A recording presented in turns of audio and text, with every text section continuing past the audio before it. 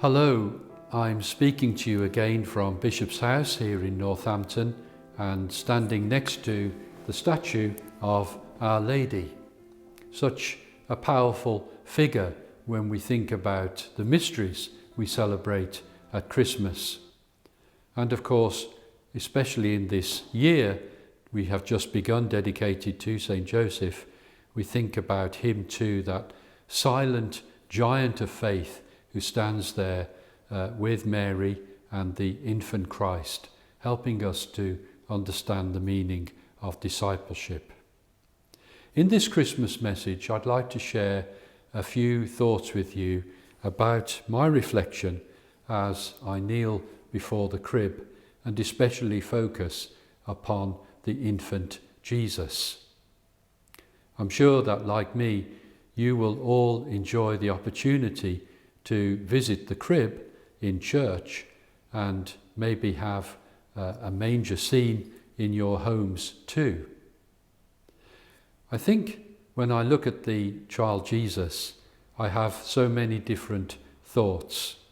One of them is, it's rather fraudulent that we just have these little plastic or plaster images of the Christ child, because he lies there and of course he doesn't move or say a word.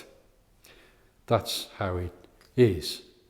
But sometimes, and it's probably my imagination really, I like to imagine that the Christ child in the crib comes alive. I think when we have a child in our midst, a real living child, and not just a plaster version, which is really a bit like an idea rather than the reality. But when we have that living child in our midst, it focuses our attention. First of all, we do have to attend to a child in our midst.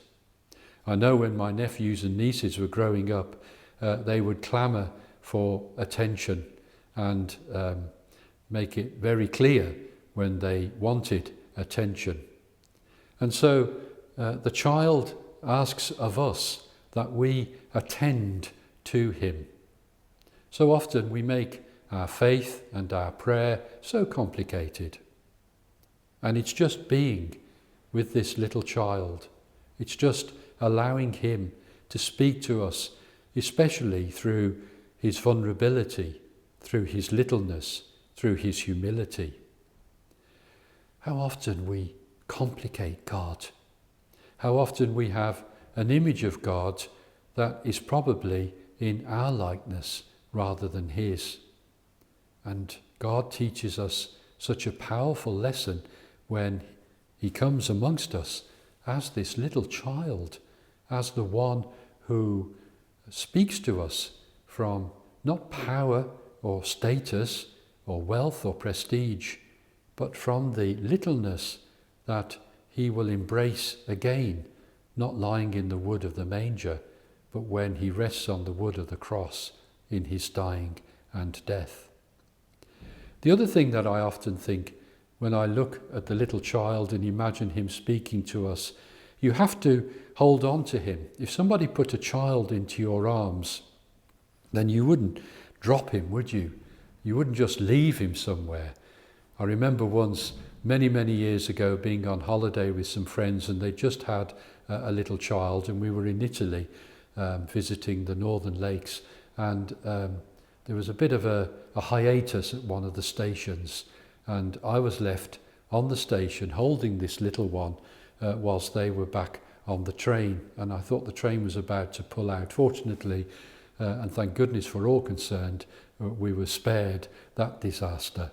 But I remember looking at this little one and thinking, what would I do if I was left on the station with him? What would I do? You couldn't just put him down on a bench and go off and seek help. You had to hold onto the child at all times. And it's the same with Christ and our faith in him. I think one of the reasons Christ became a little child is because it reminds us that we have to hold on to Jesus. We might not always know what to do when we do hold him in our arms, but we hold on to him. And when we hold on to him, we hold on, as he tells us so often in the gospel, to his brothers and sisters.